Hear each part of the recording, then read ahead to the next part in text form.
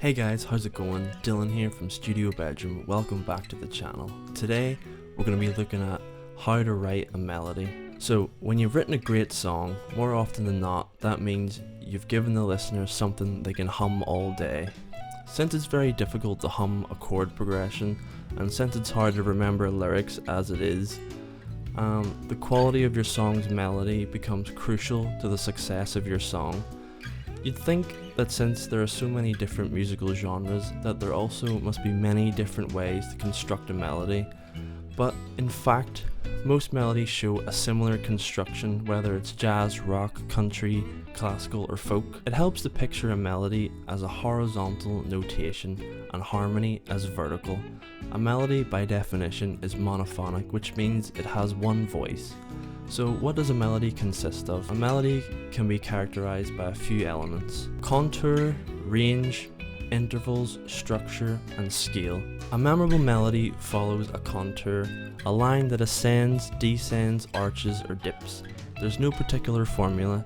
You don't have to have a contour that rises and then falls, and you don't have to have a certain number of drops or leaps. It's completely down to preference.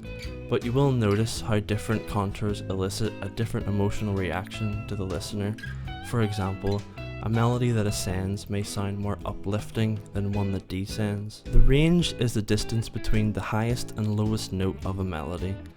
Some melodies occupy a very large range, for example 2 octaves, while others have a much smaller range of maybe half an octave. Range is important to consider when writing melodies, as a wide range will make a melody more difficult to hum, whistle, and remember, whereas a narrow range will have less variation in pitch and won't sound as interesting. A melody uses more than one note, so there'll always be at least one melodic interval. Does the melody jump up to certain notes, or does it move to them incrementally? It's handy to know the different intervals and the musical quality they contain. Melodies have a structure too.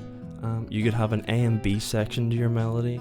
Think of ideas like call and response or up and down. Melodies are formed from scales. There are numerous types of scales. For example, modal. These are variable patterns of major-minor scales starting at different points.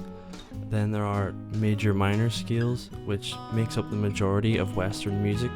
Chromatic scales, which is all 12 notes. And pentatonic scales, which is a 5-note scale which you'd often find in blues and rock music. So a good way to start writing a melody is to just set yourself a time limit of maybe 30 minutes.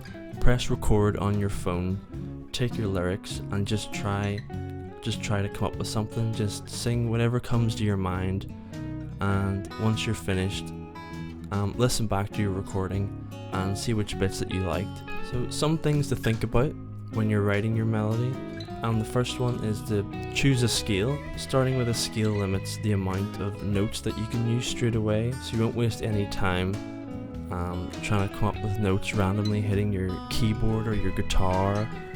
So just try and choose a scale that you think your voice would comfortably sing.